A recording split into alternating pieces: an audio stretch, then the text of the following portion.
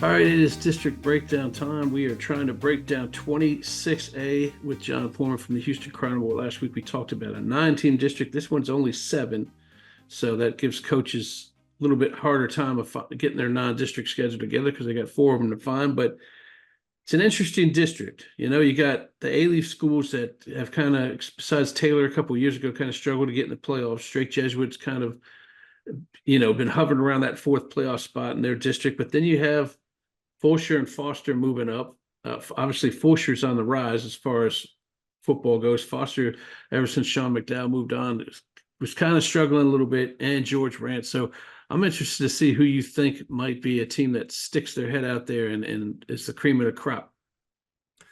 Yeah, obviously, the notable. I mean, it's really kind of a completely new district when you look at the teams that have been placed here together.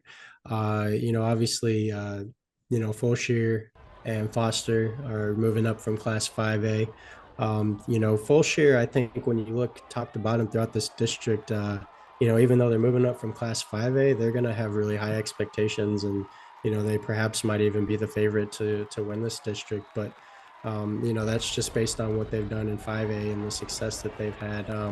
Obviously, they've done a great job there since establishing that program. They're still a relatively young program, and they're a school that's growing at a rapid rate. And so that school is only going to continue to get bigger, more students, and lots of great athletes. So I really like their chances in this district, despite moving up to Class 6A. I think that they'll be competing right there at the top.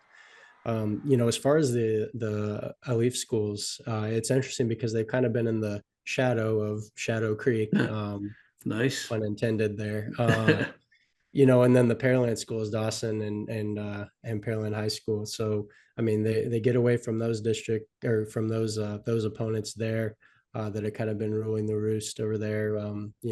As well as with Shadow Creek, but George Ranch, I would expect to be really competitive. As you mentioned, Foster, they've had Foster is a program that has had a lot of success in the past, and I think it's just a matter of kind of getting it going once again. So that's a team that I really want to keep an eye on and see. Okay, now it's been a couple years since Coach McDowell left. How is the program responding? What can they do? Can they jump up and be competitive this year? So that's always interesting. That's going to be something really interesting to watch, I believe. And then you mentioned Leaf Taylor as being in the mix. I'm kind of bullish on that program. It seems every year that they have like 10, 11, 12 guys that are signing to go play in college. And I think for them, sometimes it's just a matter of putting it all together, but they certainly have talent to be competitive. And I would expect them to, uh, you know, be in the mix this year as well. Yeah, no, it'd be nice to see. And to be honest with you, if you're looking over this district, there's a chance for a couple A-Leaf teams to make it in. Really, Hastings may have the best athlete out there in defensive end, Smith Arogbo. Yeah. He's very highly ranked, but how are they going to do on the offensive side is the one thing. And then you look at George Ranch every time there's a realignment. They're kind of just they're the one the Katy teams we talk about. They know where they're going to go. Same with the Houston, but George Ranch always seems to be like, all right, where they're going to toss us? Are they going to throw us in with Fort Bend teams? But they kind of put them in with this district. I like Fulshire making the playoffs, and after that, man, you could go anywhere. I mean, I know Aleph Elsik is more of a soccer program, and they kind of really struggle on the football field, so maybe not them. But of the other ones, any one of them could be one of these three playoff spots.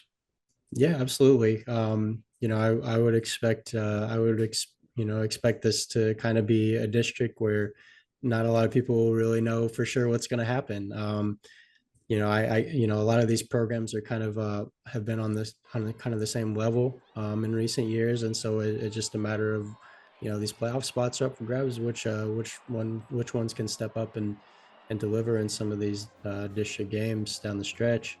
I think with George Ranch, obviously they've been in 6A, but the big challenge for them is they're going to have a new coach with Cavalos leaving for Morton Ranch. So he obviously did a great job there, and so it's going to be interesting to see how that program, if they can kind of continue the success they've had and the solid level of play that they've produced year after year. So, yeah, I think it's really interesting. But for sure, I think just going back to Fauchier, I think that's going to be one of the biggest storylines to watch. Is just how do they respond to being in 6A? I know that they're really excited about it. Coach Nick Caduti has really done a fantastic job with that program, and since its inception, and they've really established a strong culture down there with the Dirty F, hashtag and everything they got going. So it seems like people are really buying into that, and but now they've got to take it up a level. So we'll see how it goes.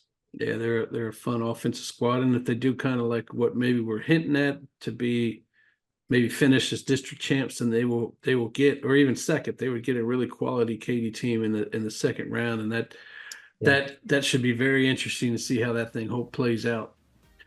All right, John, it's off to Fort Bend we go next week, 21 6A, and they decided they didn't want to take George Ranch with them. So it's all Fort Bend teams, and we will discuss that next week. Thanks a lot, John.